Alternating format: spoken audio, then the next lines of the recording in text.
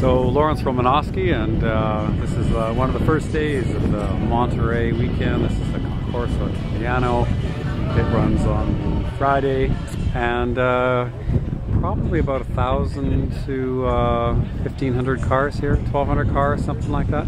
Probably more than half of them Ferraris. I came in this car here. This is a 250 GTL. Known as a Lusso. It's a Pininfarina car. It's the last of the road cars based on the 250 engine, and it is, I think, unspeakably gorgeous. So this is a Calgary car, Rob Maitland's car, and yeah, that was pretty cool.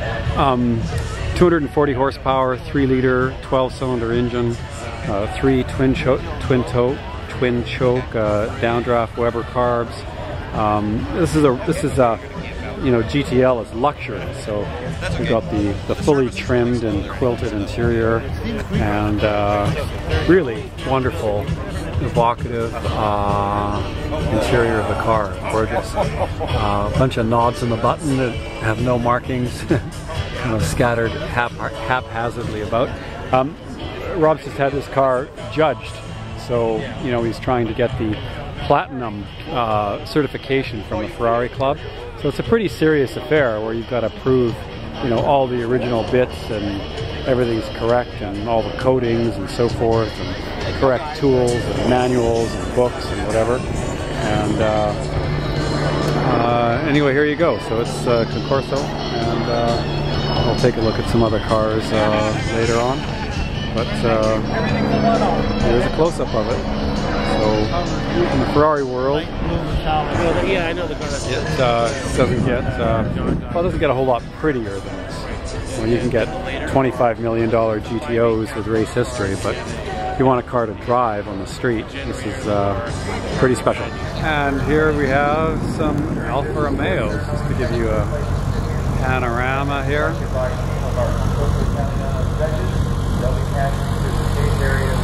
Just about everything, and there are also some lots for non-Italian cars too.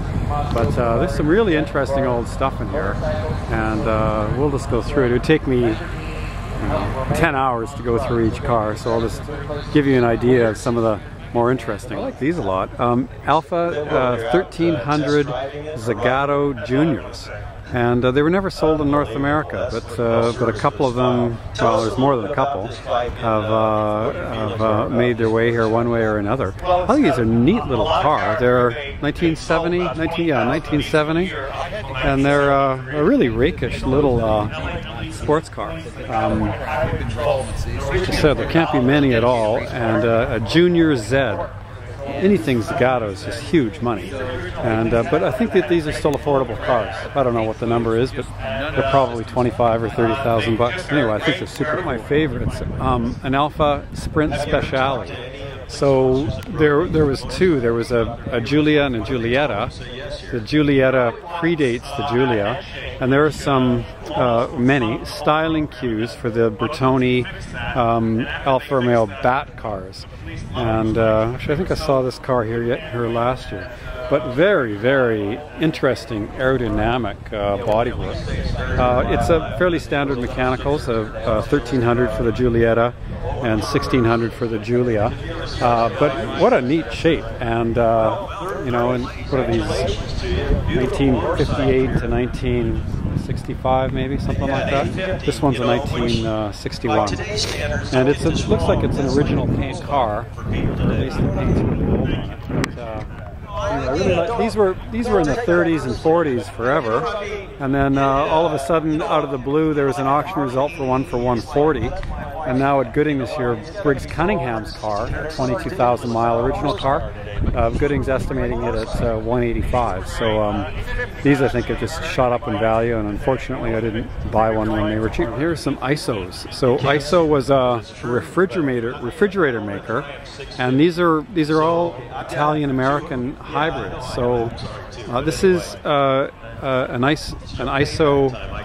What is this one again? I just got them confused. An ISO Rivolta. So it's a great GT car. American engine, usually a Corvette, I think. And then this one here is an Iso Griffo. There's one in Calgary that my friend Pete, or my friend Dave is restoring right now in his shop. And again, a Corvette engine, some of them up to 7 liters. And this is kind of the granddaddy of them all. This is the Bizzarini GT Strata 5300, and one just came to town as well in the Focus Auto collection. But anyway, this is a fantastic looking car, probably the most desirable of all the 60s and 70s Italian-American hybrids. Super cool car. And this isn't Italian, but it's one of my favorite cars. It's a Citroën DS. And they made a lot of them, and they came out in the 1950s. That's okay. These green spheres here are the accumulators for the hydraulic system, which controls each individual's individual wheel's height and the suspension, and also the brakes.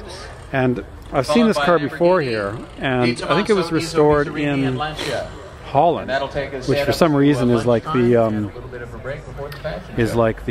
center for Citroën DS restorations, but it's done really, really well. Oh, here we go. And it's a magnificent car.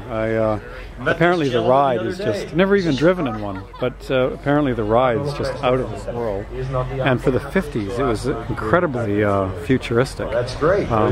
Wonderful period advertising campaigns, and like I said, a very, very comfortable fingertip light control weights for the steering and the brakes, and I think it's got just tons of style, and they're not that expensive, you know, $25,000, $30,000, $40,000. This is a particularly wonderful example, and somebody I'm sure would pay more. I think the restoration was $100 grand, but I'd like to own one of these things. I just think for cruising around the city with lots of style and, you know, a car full of your friends, I just think it'd be a real riot. Great car. And this looks to be a one-off Alfa Romeo. It's a Ghia body, and you can, and they're quite unique and recognizable. And there's this very similar one in Calgary, actually, in the Focus Auto collection. So dating from the this is Ghia Special on it, dating from the early 50s somewhere. Let's see if it'll tell me. It's based on the Alfa 1900, and anyway, but a super interesting car. Very flamboyant, and you can see the coach builder Ghia there. But really interesting machine. Oh, 1954 for this. And so this is a Lancia Aurelia B24. So they made a B20 coupe and a B24. Go ahead. B24 Spider and convertible, and this one is the convertible. The Spider has a more rakish, one-piece rounded grille, and this one's a little bit more upright. But this is a very significant car. This was the first V6 engine, one of the first cars with rear transaxle, 5-speed gearbox, and 4-wheel disc brakes in the early 50s.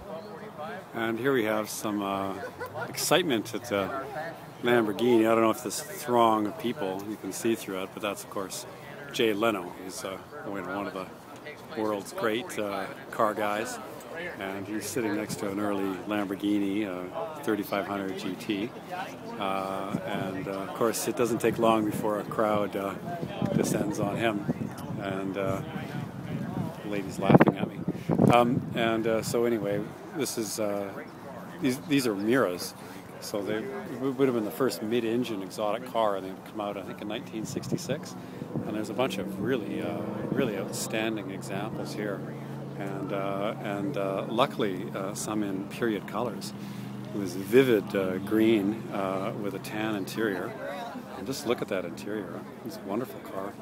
And the engine in these cars is transverse, so not longitudinal, and you can see it sideways there.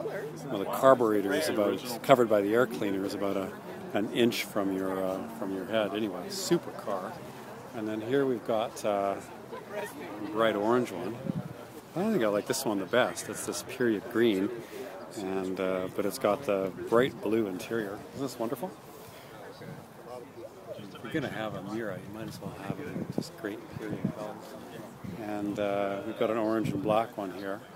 There's a couple of different kinds of Miuras. There's the P400s for the 4-liter V8, and then there's the S's and the SVs. And the price goes up a lot when you start getting into the SVs because they had some important suspension modifications and so on. The cars worked a whole lot better, but you'll pay probably up to $1 million for an SV right now. And then those are earlier Lamborghinis, the 350 GTs and 400 GTs. And that red one, there's a Girama, Espada. And I love this yellow Urraco in this period color. So this is this was to compete with the Ferrari Dinos and the Porsches. So it was a 8-cylinder car, 2.5 liter, and then a 3-liter car. But great period color on this car, and really neat design, I think. And not very expensive to buy. 25, 30 grand buys you a nice one. And here we have a row of Panteras, the Italian-American hybrid with a Ford Cleveland engine, produced by Alessandro Di Tommaso.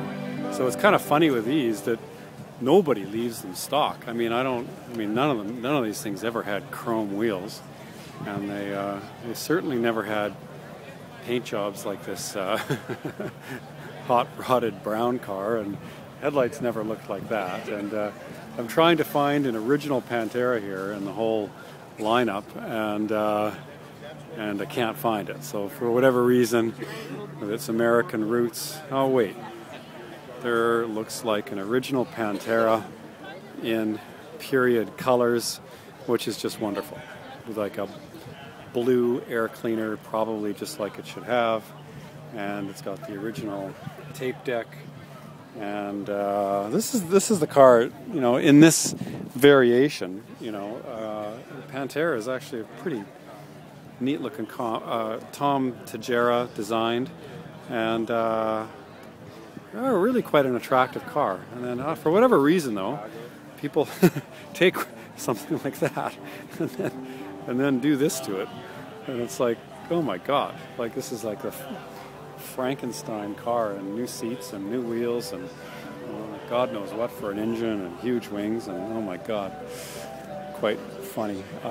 Anyway, so just about all these Panteras, there's got to be 100 of them here, and like I said, there's just none of them are stock. Look at this thing, oh my god, engine looks like it's been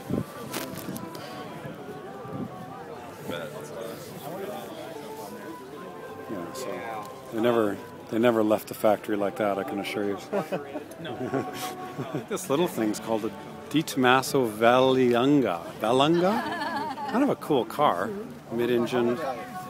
It's probably a 4-cylinder. I'm not sure what this is actually. Pretty though.